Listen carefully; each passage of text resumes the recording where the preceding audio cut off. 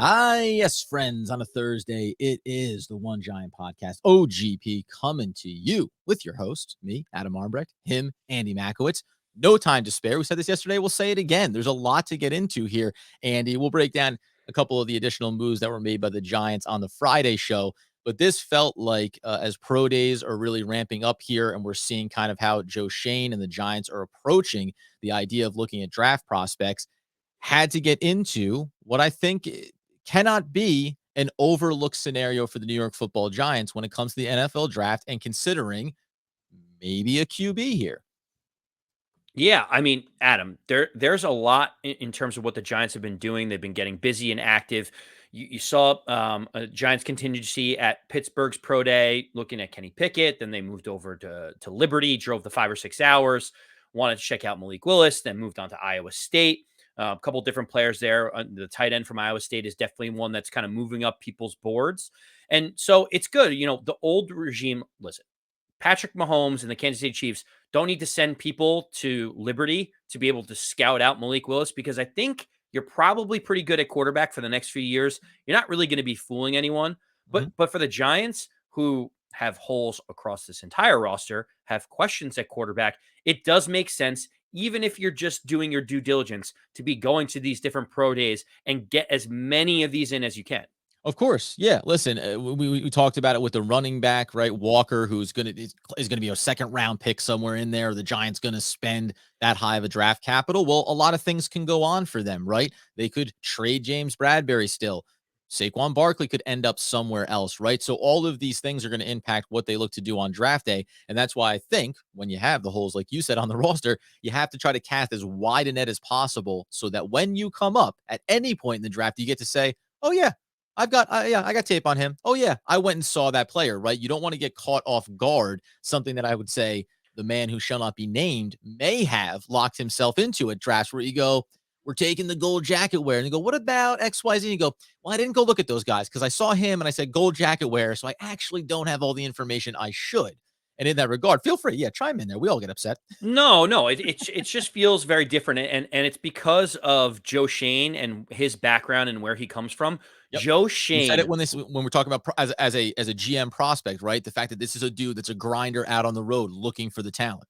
yeah. When you look at like senior day, the pro days and all senior bowl and everything else, Joe Schoen lives to be at these colleges and universities, uncovering the right talent for their team. And you could tell this is his vision, and his approach is to leave no stone unturned and to really get into the nitty gritty. He likes to get his hands dirty in terms of talent evaluation, where I think it's fairly safe to say that Dave Gettleman was not of the same mindset.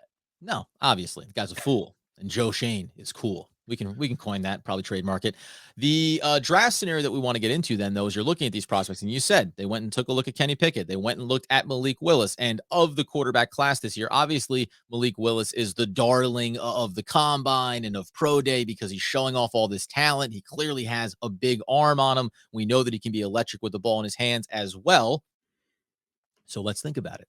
If Malik Willis is being regarded as a potential franchise quarterback, shouldn't the New York Football Giants be considering drafting him as their next franchise quarterback at the top of the draft?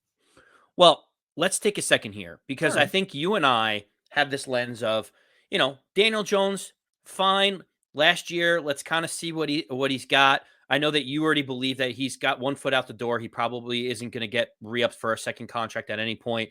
And so, drafted by a different regime.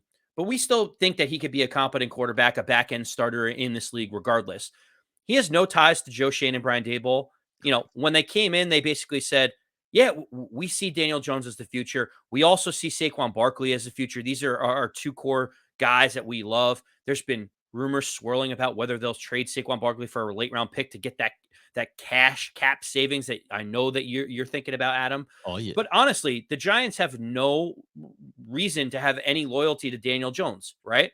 And so if that's the case, you look at Joe Schoen and Daboll, and the reason for their success is squarely in Buffalo around the development of someone like Josh Allen, right? Like, they found their franchise quarterback and they developed him to the point where the Buffalo Bills right now, as today stands, are the betting favorites to come out of the AFC just in general, full Amen. stop. So if they're doing their talent evaluation and they think Malik Willis has the arm talent, has the athleticism, has comps to Josh Allen, or has comps to whatever type of quarterback they want in the building, Mm. it stands to reason that if Malik Willis is there at 5, the Giants could pull the trigger and select him with the 5th pick, as opposed to what everyone else is saying is trading back to another team that needs a quarterback. Of course. And so when we look at Malik Willis as a profile, right? And I want to try to put this in a little bit of context here. He grades out on NFL.com as being a 6.41 prospect, which is projects to be a good starter within 2 years. And that's kind of what we talked about. Like what everyone's saying about these quarterbacks in this draft class is, well, maybe they're going to need a little bit of seasoning, learn some things, but they can get there. What I wanted to throw out to you was there's a high profile guy who just had a big performance this past offseason, obviously elevating the Cincinnati Bengals to a big Super Bowl appearance, and that was Joe Burrow. Now, he came out with a 707 prospect grade, and that's projected to be a Pro Bowl caliber quarterback. Looks like that is coming to fruition. But if I told you now, relative to the fact that Malik Willis is a 6.41, do you know a quarterback that recently came out of the draft as a 6.45? Just marginally, fractionally above Malik Willis, that I'll give you the hint. He was much more highly regarded just from an overall prospect standpoint. And when they thought he could be an impact player, you know who that might be?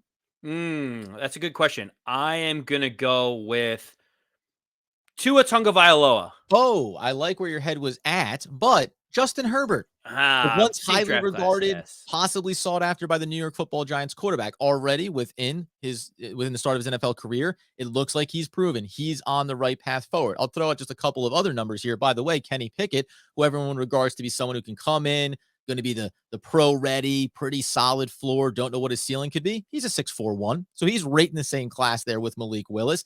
Kyler Murray was a 6.8. Marginally better, right? Going to be what's regarded as a week 1 starter. There he is. And there's some comparables in terms of athleticism. Malik Willis, more athletic. Malik Willis, a little bit taller. Malik Willis, a little bit bigger of an arm, right? And then even if you want to keep it in the building, Daniel Jones did come out as a 6.3 starter. And that's someone who projects to be eventually a plus starter in the league. So all these things, my point being, it's like apples to apples.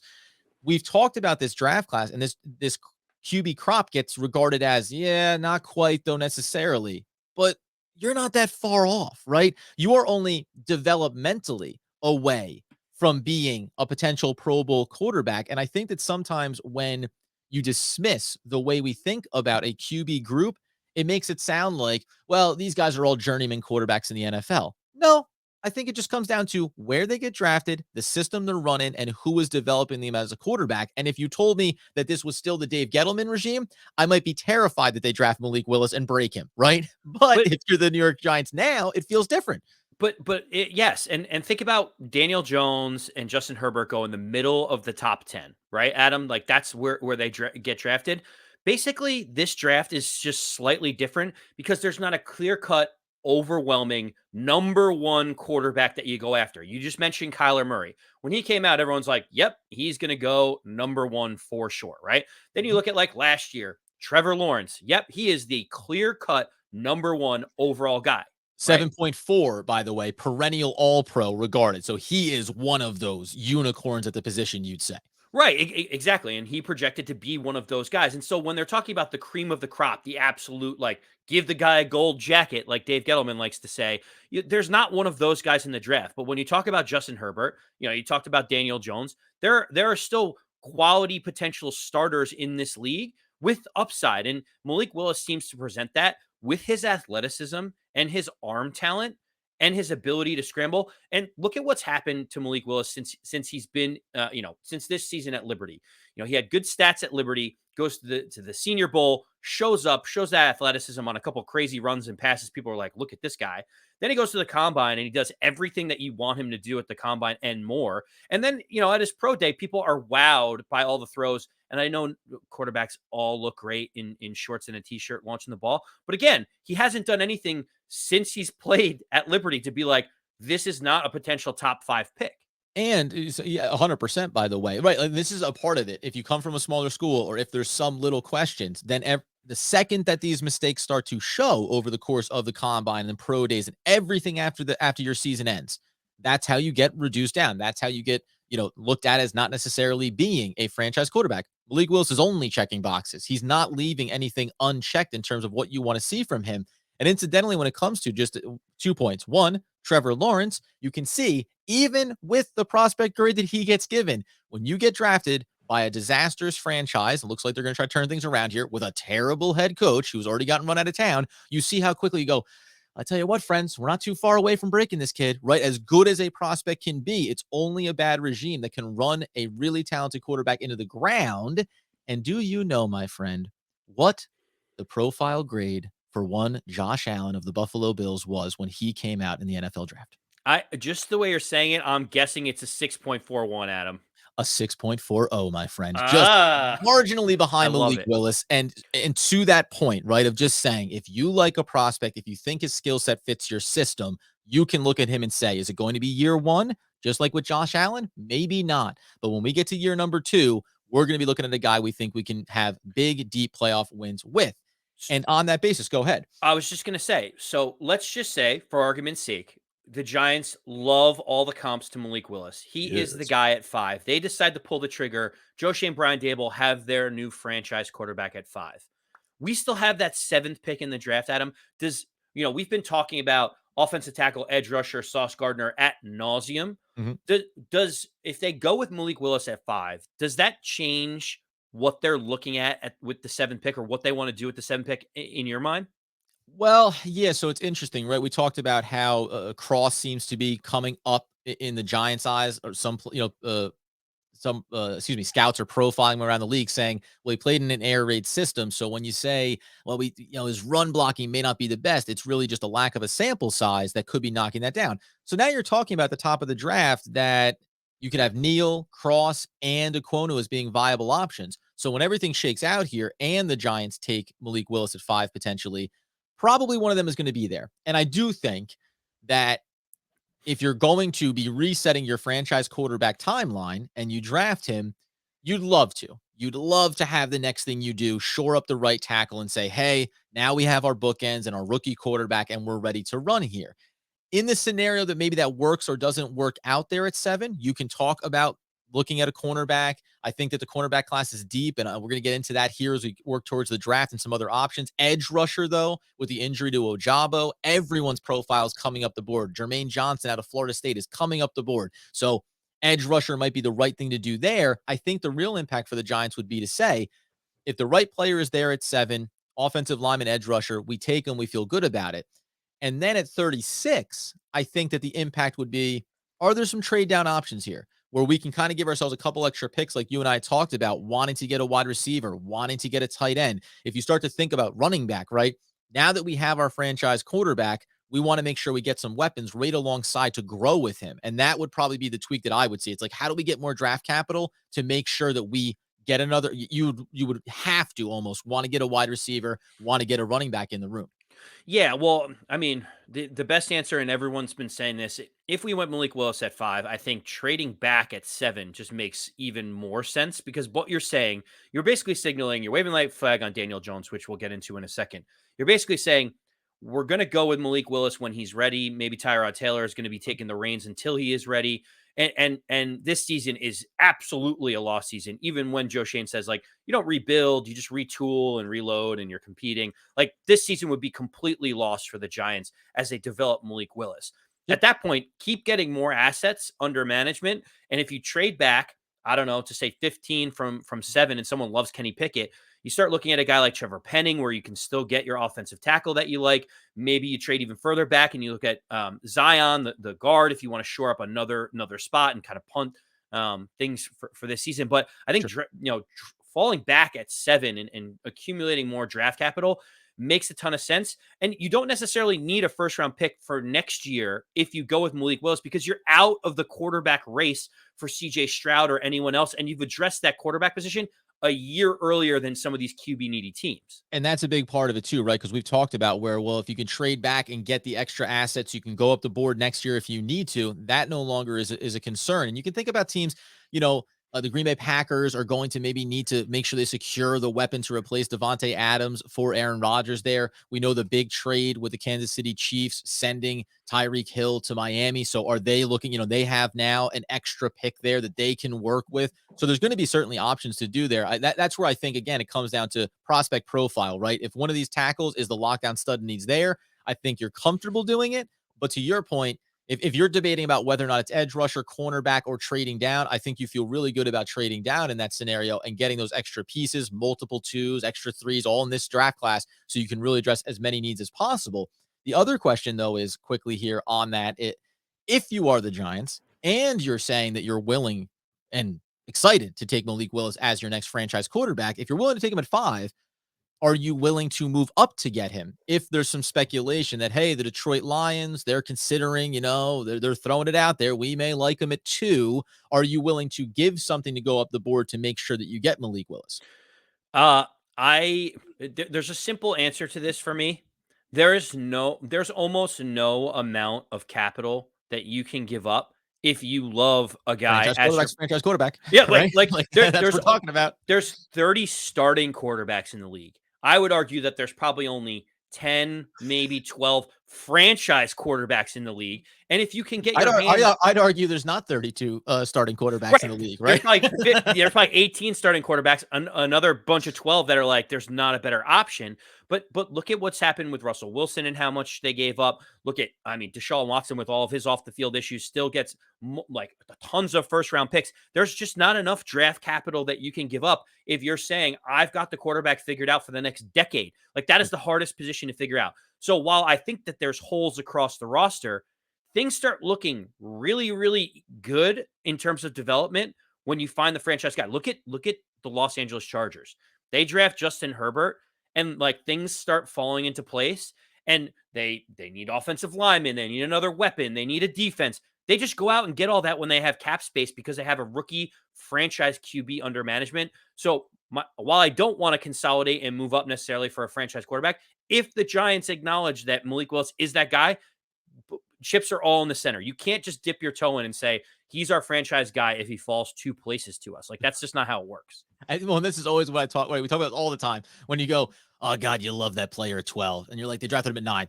Boy, that's a little rich. Like, can it be rich? Can it be rich if you love the player at any position? They're like, oh boy, is that real draft value? Like, it doesn't matter if the guy is a player. If you think he can be a big piece to what you want to do, that's all that counts. I'm not telling you take a guy rated 50 at 7, but like within reason, you have. This is what I talked about this yesterday with a buddy of mine off a podcast about. When you look in a given round and they say, well, here's the number 1 rated prospect, here's the 32nd. Okay, it falls in the hierarchy of positional needs, etc. It doesn't mean that you are fractions away from saying, well, that's 5 and 15, that's 9 and 20, right? Like, some of these things we talk about rankings can become a little bit arbitrary. Now, the interesting thing here then is, as we talk about the Giants go with Malik Willis, they do what's necessary to get their next franchise quarterback.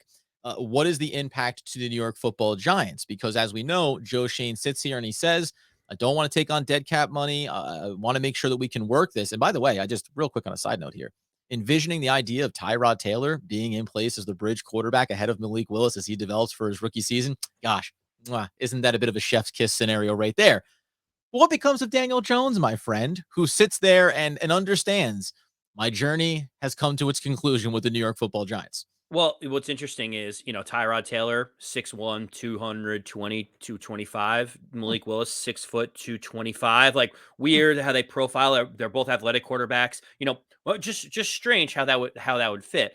I mean, like we said before, whatever you think of Daniel Jones, if this is what Joe Schoen and Daboll decide to do, then clearly that means that Daniel Jones will not be on the roster for very long. Presumably, even gets traded on draft night, or right after this move happens. And the reason why is twofold. One is he's only on a 1-year deal right now. He would cost $22 million in terms of picking up his 5th-year option. He would cost almost $30 million to franchise him. You would basically be saying Daniel Jones is not long term. You already have a competent quarterback in Tyrod Taylor under a contract for the next 2 years. What I think would happen is they would immediately look to trade Daniel Jones for a late round pick. If they could get a 6th round pick for him from another team, you'd probably take that, because the big thing is then the Giants would end up saving about half of his salary for this upcoming year, about $4 million, and have $4 million in dead cap. And we know that Joe Schoen is hellbent on making sure that they free up cap space to be able to make this roster and turn this roster over. You'd be resetting the clock on the quarterback, and when you have to pay him big money, you'd be able to save $4 million in the short term, and you're moving off this limbo year with Daniel Jones. Oh, of course. And remember, if they outright release him, it's the full dead cap hit number just north of $8 million. And to your point, you're not saying, Andy's not suggesting, we're not suggesting that the Giants go, hey, who's players in the market for a quarterback? It's saying, hey, you got a 7th round pick. We talked about this before we got on, right? We have a late 7 and you have an early 7, right? Or you have a late 6. Great. Let's swap those picks and I'll send you Daniel Jones. Let's get that $4 million off the books, minimize the dead cap and move forward here. And by the way, the scenario where Daniel Jones just sits on this roster, like, yes, so be it, right? He ends up just kind of being a guy that they carry for the year. The bottom line would obviously be that you're moving on from him and you're moving forward with Malik Willis. And to that extent, while I'll go right back over top of my words. If you draft Malik Willis, you do whatever is necessary to move Daniel Jones off this roster because you just don't want it on there. You don't want anybody from the previous regime or any quarterback hanging over the head of your new rookie. Listen, man. I'll ask the question direct here because we're presenting a scenario, the what if. But with everything that you've seen from Malik Willis, we're talking about the draft profile grades showing that he's equivalent to what Josh Allen was coming out just from a prospect grade standpoint, let alone the skill set. Do you want Malik Willis? Like, do you sit here right now and say, like, hey, man, we've been kind of looking past it a little bit because the Giants aren't quite there yet, or these prospects aren't as high as they should be. But with everything that we've highlighted and talked about, and the way he's looked at the combine, the way he looked at his pro day, go back and you watch his tape, even at a small school like Liberty. Do you want the Giants to draft Malik Willis?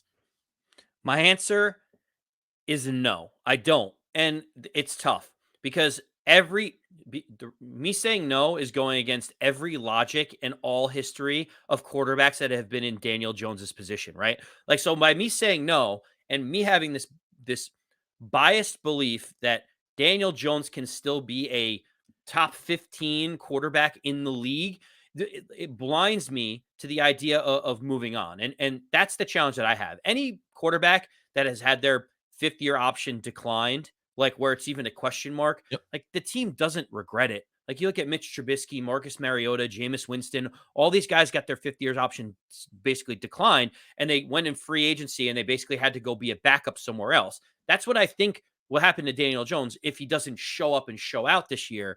I'm too sentimental about Daniel Jones because I do believe he has the ability to be a good quarterback. And I just don't want to reset the clock yet. But I know it's probably the smart thing to do to get younger at the quarterback and start the rebuild now as opposed to next season. Yeah, and this is this is what I'm going to say to you because we know there's guys like CJ Stroud's going to be coming out next year, maybe a Bryce Young, right? A Will Rogers. Like there's players that you're going to look at, and you're also going to be comparing Malik Willis or Daniel Jones to those guys as well. Here's what I would say. Again, if you like one of those prospects next year and you really know, hey, that one of these guys is exactly who we want, that's fine. But my rebuttal to you would be that at the end of the day, if you look at Malik Willis as being, say that the Giants and Daboll and Shane say, we like Daniel Jones. We think that we could develop him into a plus, he said, top 15 quarterback. Now we look at Malik Willis and we think that we can develop him into a top 10 quarterback. And Malik Willis is 3 years younger than Daniel Jones. And Malik Willis isn't going to cost us 20 plus million next year, 20 to 30 million next year on a contract extension, right? From that standpoint, it'd just be saying, hey, let's make ourselves a little bit better at the position. Let's reset our timeline here and let's go forward with them. Now, again, you have to acknowledge it isn't just, well, let's get younger at the spot and see what happens. You have to have a conviction around what Malik Willis can develop into.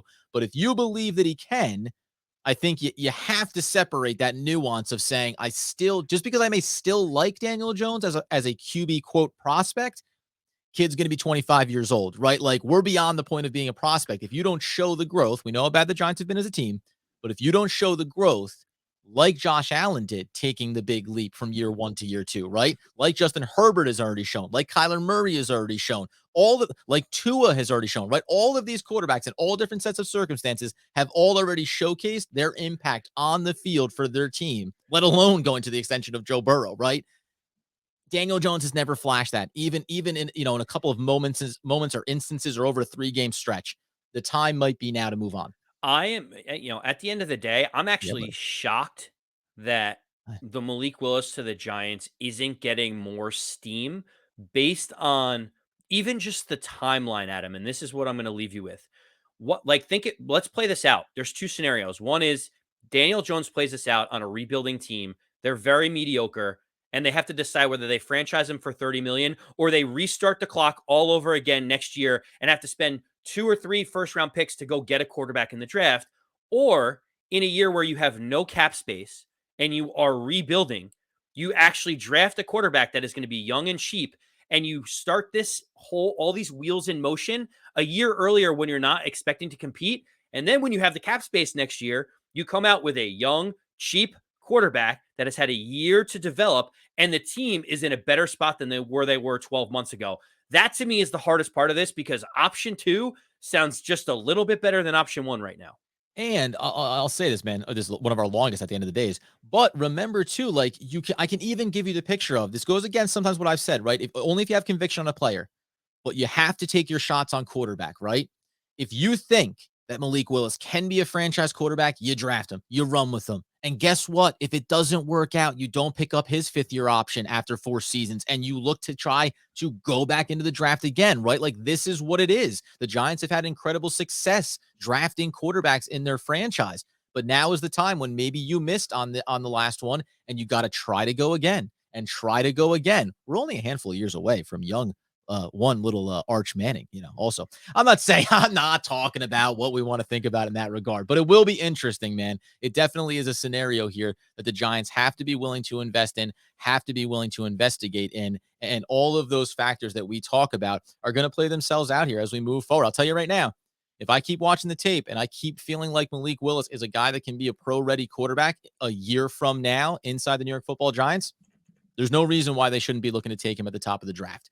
We will, of course, keep coming in, keep breaking it down, and keep running scenarios. What if the Giants don't have any interest in Malik Willis? And he's suggesting high level smoke and mirrors from Joe Schoen. Don't let anybody know what an obvious move it would be to take Malik Willis at 5. We'll break that all down. You get us over on YouTube, subscribe, hit the like button, listen to the podcast where you get those dang needs fulfilled. And as Andy Makowitz will always want, need, and nay, demand the people know. As always, let's go Big Blue.